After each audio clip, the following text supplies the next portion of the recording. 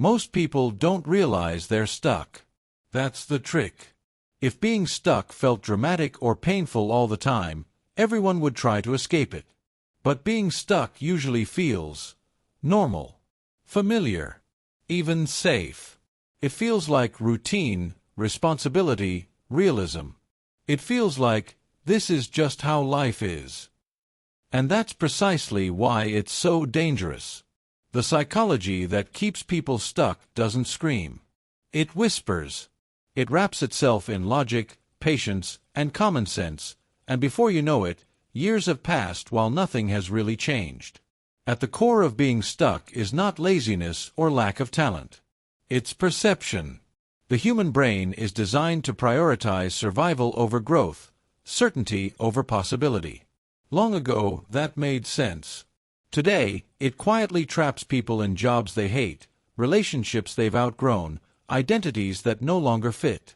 The mind would rather keep you in a familiar discomfort than risk an unfamiliar future. It will convince you that staying put is wise, mature, and responsible, even when it's slowly draining the life out of you. One of the strongest psychological anchors is identity attachment. People don't just stick to routines, they stick to stories about who they are. I'm not the kind of person who takes risks. I've always been bad with money. I'm just an average person. These sentences feel harmless, but they are internal contracts. Once the brain adopts an identity, it works tirelessly to protect it. Any evidence that contradicts the identity is ignored, minimized, or rationalized away. Change then feels like betrayal, not of others, but of the self you've been rehearsing for years. Fear plays a subtler role than most people admit. It's rarely the fear of failure that keeps people stuck, it's the fear of ambiguity. Failure is concrete. Ambiguity is endless. The brain hates open loops. Not knowing how things will turn out triggers more anxiety than knowing things will turn out badly. So people cling to predictable dissatisfaction. They choose certainty over possibility, even when certainty guarantees stagnation. The unknown becomes an exaggerated monster, while the known pain becomes background noise. Another powerful trap is delayed living. People convince themselves that change is something that happens later, after one more year, one more certification, one more financial cushion, one more sign from the universe. This creates the illusion of progress without the discomfort of action. Planning becomes a substitute for movement. Preparation becomes a hiding place. The mind feels productive while remaining perfectly still. And because no clear deadline exists, later quietly turns into never. Social conditioning reinforces this paralysis. From a young age, people are rewarded for fitting in, not standing out. Approval becomes emotional currency. The brain learns to associate acceptance with safety. As adults, this manifests as an exaggerated concern about how change will look to others. What will they think? Will they judge me? Will I disappoint them? The irony is brutal. People often remain miserable to maintain an image that no one else is deeply invested in anyway. There's also the sunk cost illusion, the idea that because you've invested time, effort, or identity into something, leaving it would mean those years were wasted. The brain hates waste more than it loves freedom. So people stay in careers they despise because they already put 10 years into it. They stay in relationships that drain them because we've been together so long. What the mind fails to see is that staying doesn't recover sunk costs, it compounds them. Comfort is another misunderstood enemy. Comfort isn't pleasure, it's predictability. The brain treats predictability like a drug. Even unhealthy routines provide a sense of control. Growth, on the other hand, destabilizes the nervous system. It introduces learning curves, awkward phases, and temporary incompetence. The ego resists this fiercely. It would rather feel capable and stagnant than clumsy and evolving. So people unconsciously avoid situations where they might look foolish, even if those situations are gateways to transformation.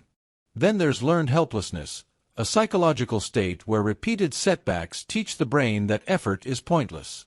Over time, people stop trying not because they can't succeed, but because they no longer believe success is possible for them. This belief becomes self-fulfilling. Opportunities appear invisible. Motivation disappears. The world feels smaller, not because it is, but because perception has shrunk. The tragedy is that this condition often begins with external limitations, but persists long after those limitations are gone. Modern life amplifies all of this. Endless comparison through social media distorts reality.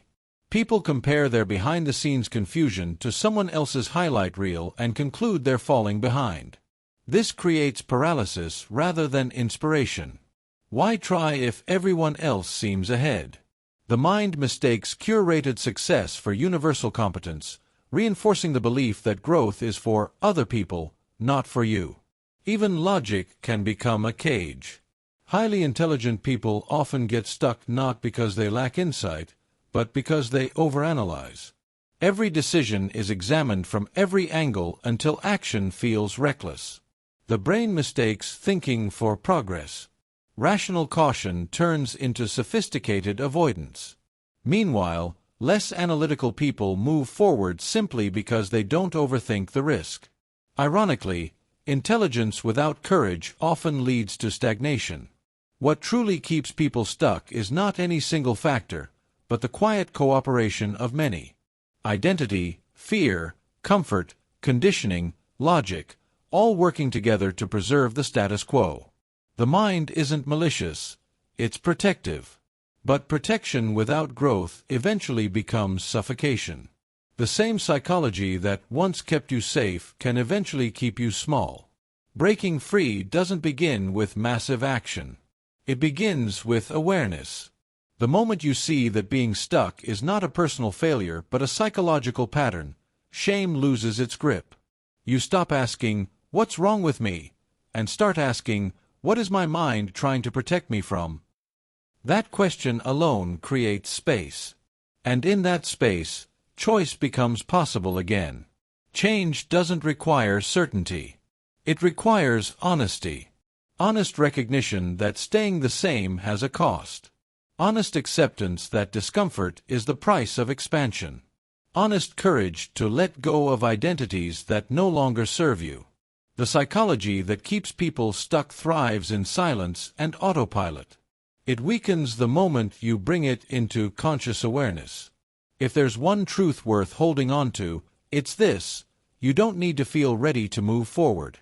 You just need to be willing to stop negotiating with a voice that says, "Stay." Growth begins the moment you choose curiosity over comfort. And that choice, repeated enough times, rewires the very psychology that once held you back. So if this resonates, don't treat it as information. Treat it as a mirror. Ask yourself where you've been patient when you should have been brave, where you've been realistic when you were actually afraid, where you've mistaken familiarity for safety. Then take one small, deliberate step in a new direction. Not because you're certain, but because staying stuck is no longer an option. Your future doesn't need perfection. It needs movement.